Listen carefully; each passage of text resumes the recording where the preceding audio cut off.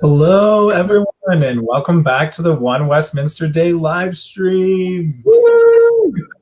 My name's Harrison Kasper. I'm one of the admissions counselors here with Westminster College. Hi, and I'm Cody Clements. I'm a transfer enrollment coordinator at Westminster College.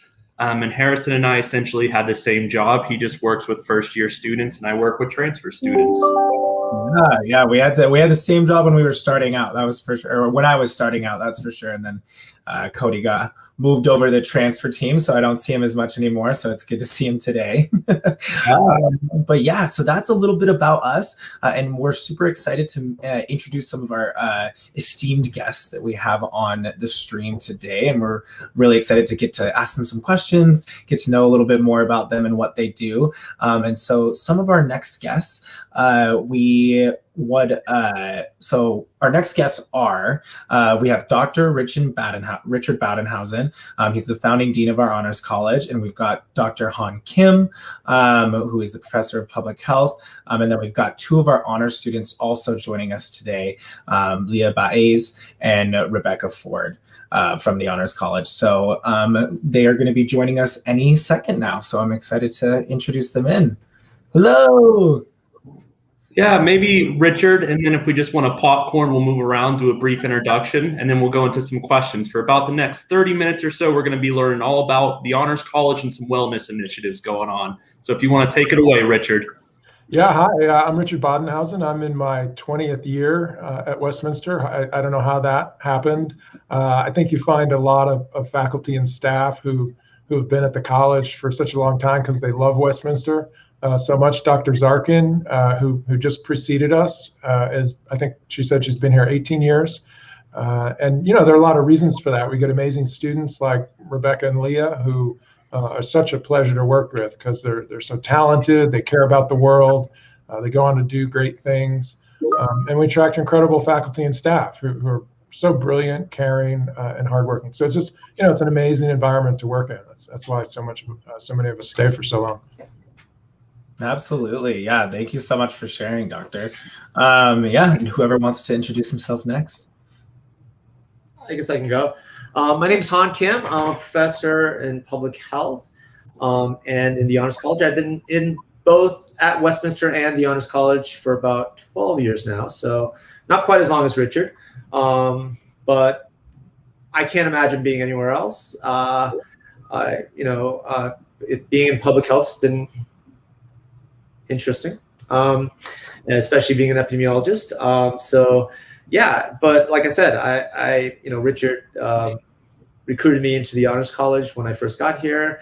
I love teaching in honors. I love teaching at Westminster, so I can't imagine being, I plan on, growing old with Westminster.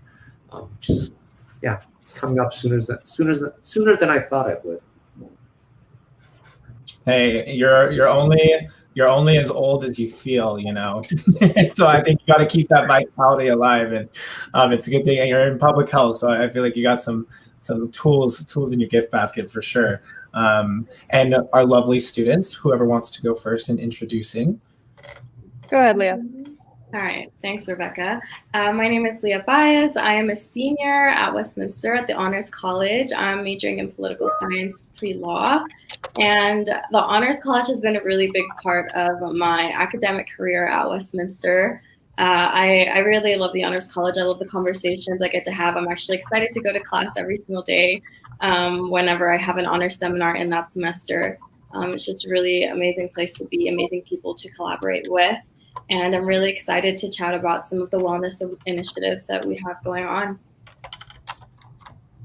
Absolutely. Thank you so much for sharing, Lia. I appreciate it. Hi, everyone. I'm Rebekah Ford. I'm a senior this year, studying neuroscience as a pre-med student. And I also, in the Honors College, work as the lateral entry peer mentor coordinator. And so I help kind of oversee some of the wellness initiatives that we're looking to raise money for today. And I am so grateful that I had the opportunity to be in the Honors College. As a pre-med student, I take a lot of pretty science heavy classes. And so the opportunity to get to have kind of an interdisciplinary aspect to my college career and be introduced to so many different subjects and opinions that I otherwise would not have been able to through honors has really allowed me to grow as a person. Awesome. Thank you so much, Rebekah. This is awesome. We've got such great people on here today with us. I'm so excited to learn a little bit more about kind of just the brief inklings of what you guys have told us thus far, and giving us a brief introduction to who you are, and transferring it over to Cody. No pun intended with the transfer, even though you're on the transfer enrollment team, but transferring it over to Cody. Do you want to get us started off with some questions that we have? For sure. And Harrison's going to have terrible puns for the next 2 hours, so stick around.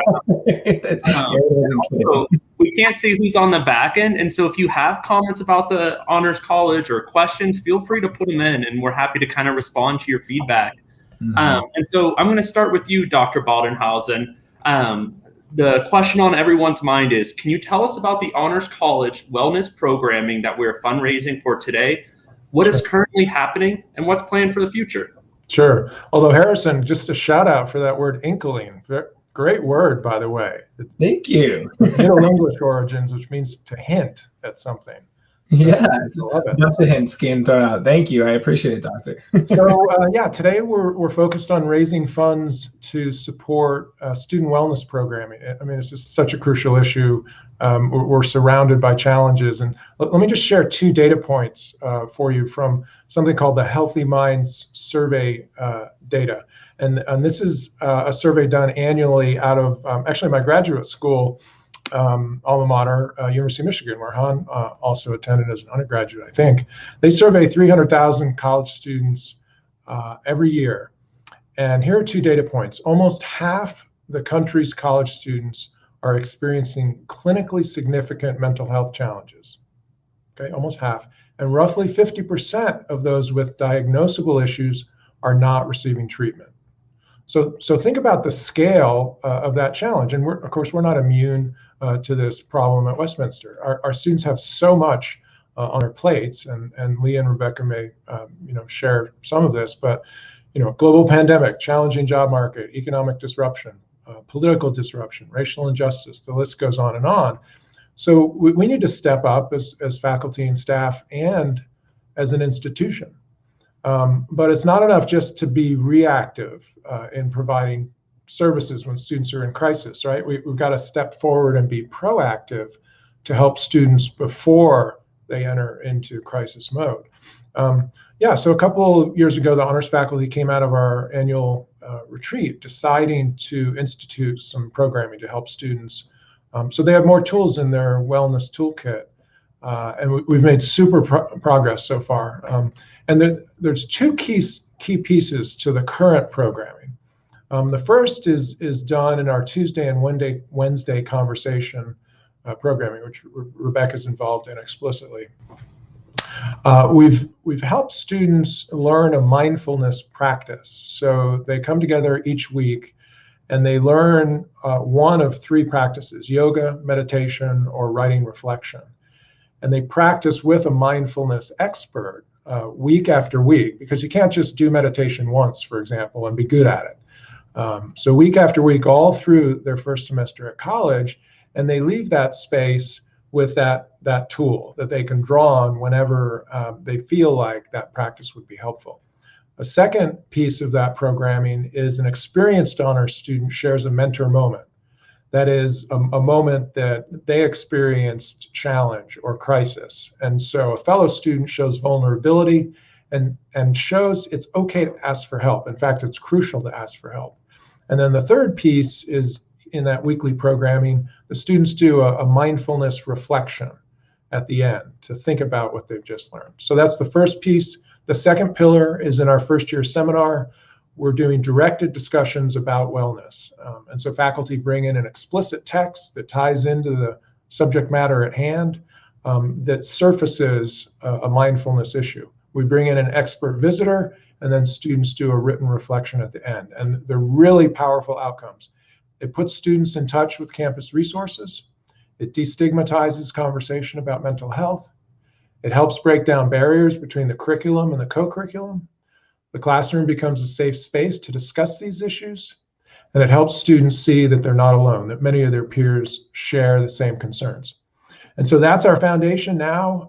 Incredible start. But the funds raised today at One Westminster Day will help us pay for mindfulness experts to expand that programming, help expand the first year seminar discussions, and support training for faculty to better facilitate these discussions. So I'm super pumped about that, and the fact that Westminster as a college in their new strategic plan is featuring wellness programming as one of its pillars. Awesome. That was amazing. And we have kind of different talking points, but Rebekah and Lia, I'd love to touch back to you because I know Richard had mentioned that you both are involved in these in different ways. And so love to kind of check in to see how either the mindfulness exercises or the yoga or having a mentor, any of these kind of wellness initiatives, how they've impacted you to this point or something you've enjoyed about it.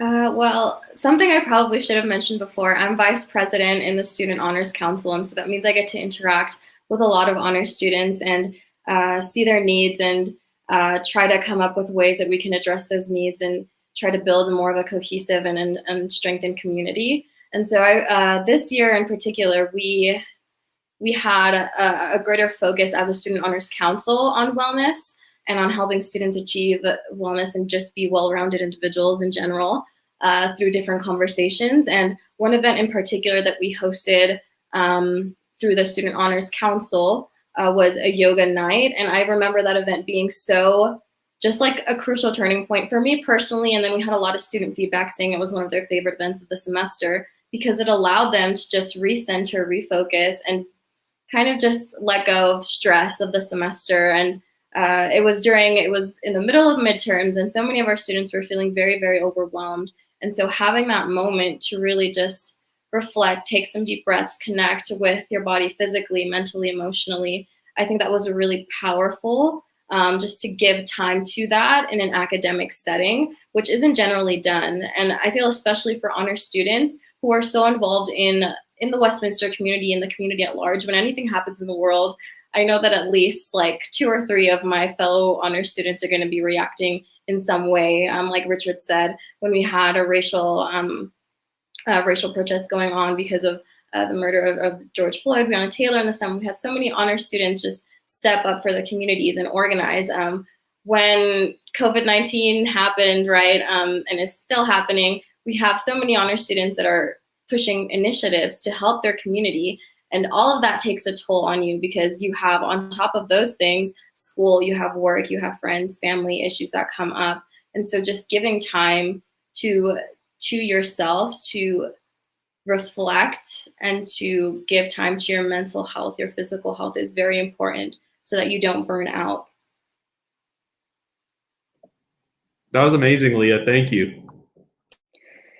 Yeah, for me, I've really seen the impact of our wellness programming in 2 ways. One is just as a student, and since we've started to put such an emphasis on individual wellness in the Honors College, there's been a noticeable difference in the conversations that we have in classes and just in our, social spheres, where, as Richard was saying, we really are aiming to have an environment where it's okay to ask for help and where it's crucial to ask for help. And I think that I've definitely been seeing that people are much more comfortable acknowledging that they're needing help or acknowledging that they're having a hard time so that those conversations can be had before people reach kind of a crisis point. The other place that I'm seeing the impact of our wellness programming is through my job as the lateral entry peer mentor coordinator. So as someone who helps to run the Wednesday conversations for our lateral entry students, I collect feedback after every conversation. And by far the most help, we collect several pieces of data: usefulness, enjoyability, and by far the most useful parts of our Wednesday conversation programming and the most enjoyable parts of our Wednesday conversation programming have been our specific wellness activities. So the time that we set aside for people to meditate, for people to learn how to do writing exercises to focus on their mental health, the conversations that we have with wellness experts from the community that we invite to these conversations. And from the feedback, it's very clear that students are not only enjoying the time that they get to focus on their wellness in these Tuesday and Wednesday conversations, but that they're also implementing that in their daily lives. We receive plenty of feedback about students who find ways to use what they're learning in these conversations on a day-to-day basis and have noticed it improving their well-being. Awesome. And thanks for the shout out we got on YouTube as well. We agree with everything you said. But Harrison, I know you have some questions as well. Yeah, absolutely. Thanks for the transition, Cody. It's back to Lee and Rebekah. So I'd just like to ask you guys a couple more questions, just more general. So with the Honors College being as amazing as it is, with how many different resources it has and how it's only ever improving with the help of wonderful students and faculty, what do you think that you enjoy the most about being a student in the Honors College? I know you've touched on it a little bit, and either one can start.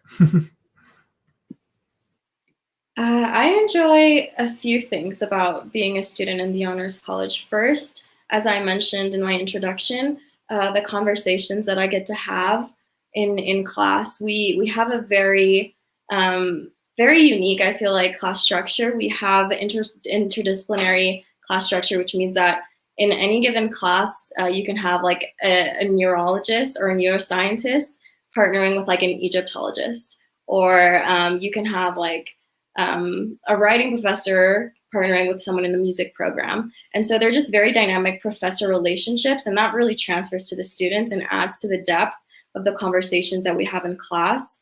One of my favorite honors classes that I've gotten to take is human culture and behavior. And the conversations that we have in those courses are just very, very pertinent to real life. You can apply the things that you learn directly to experiences that you have, or issues that you'll face, or situations that require solutions. And so that's something that I really, really enjoy, is the critical aspect, the interdisciplinary conversations, like I said.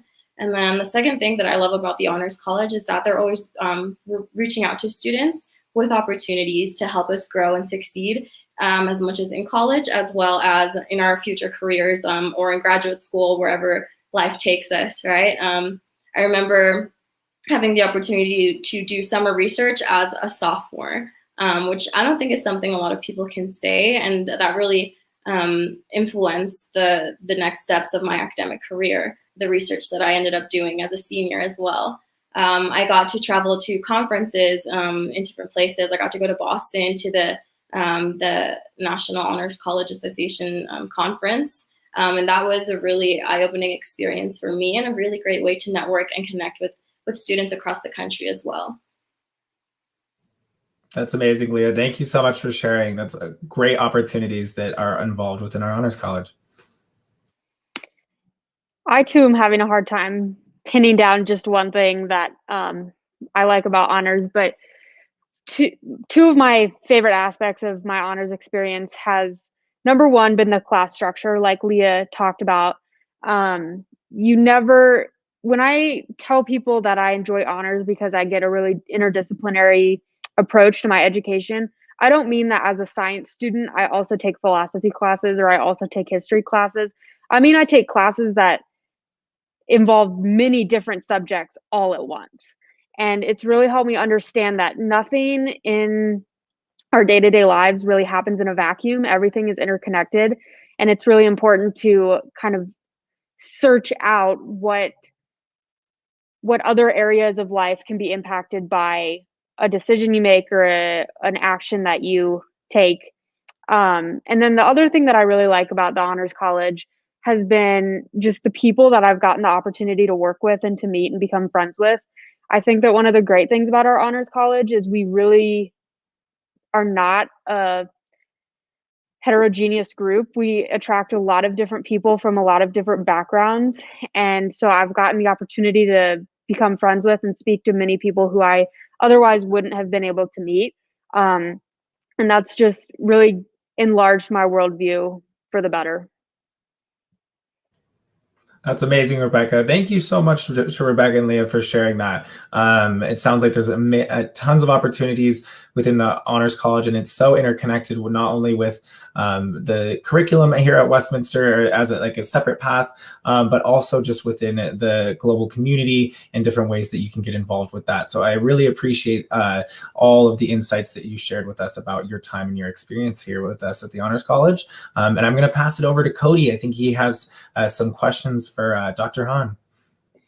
Yeah, Dr. Kim's been patiently hanging out in the background, waiting for his time to shine. And so you've had about 20 minutes now to prepare anything and everything you want to share. But the question that we have for you, Dr. Kim, is what do you love about being an honors college professor? And why do you enjoy working with honor students? And pay no attention to the dean being in this conversation. Oh no, I mean, Richard definitely has a role. He's done an amazing job of shepherding this very small program into what it is, the juggernaut that it is today. So had to brown nose Richard for just a little bit. That said, no, I love teaching in honors. The pedagogy, the interaction with the students as well as my team teacher. It's something I look forward to. The structure of the class, where I think both Rebekah and Lia mentioned, it's very interactive. It's very discussion forward, which is really just, I've learned so much from not only the professors that I've taught with, but also the students. The discussion is truly kind of very interactive and two-way. Gosh, I've learned so much about, So I'm an epidemiologist. I come from a very science background, and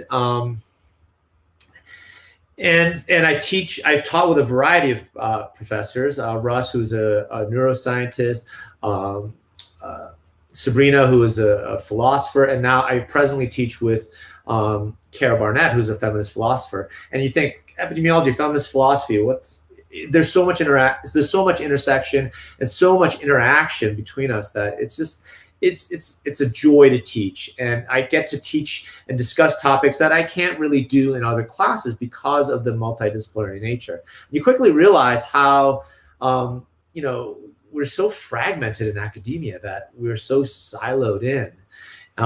And really, we need to go away from that direction and just kind of encompass all of knowledge. And I think that's one of the things that that's just really emphasized to me, teaching in honors. And I've become a better teacher, a better professor in my own field by teaching in honors. So anyways, hopefully Richard never fires me, and I continue learning and teaching in the honors program for years to come. Awesome. I'll put in a good word with Richard. Doesn't have a lot of clout, but I'll do my best. We do have another question for you, because we know we're out here fundraising, trying to tell everyone why these wellness initiatives are important to the institution. And so as a public health professional, can you expand on why you believe student wellness is important at Westminster College?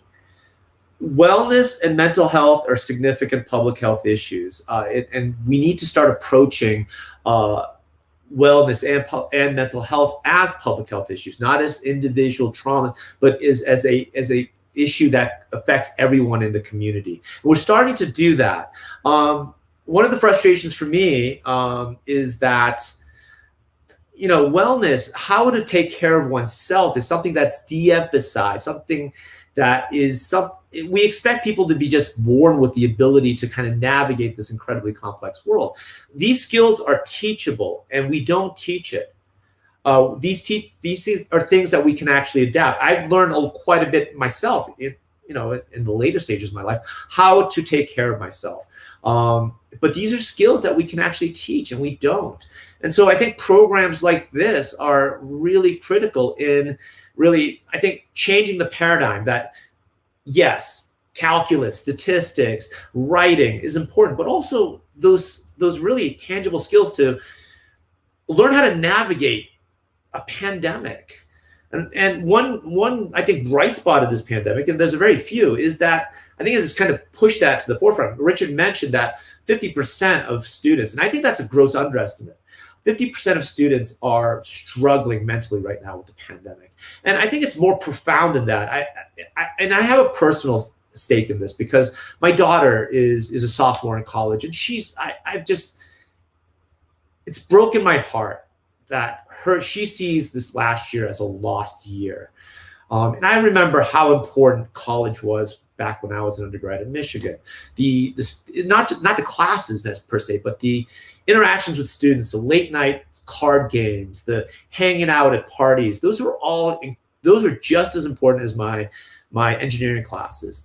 And I see that denied to our students. And I see the profound effect, not only right now, but in the way they see themselves and the way they see the future.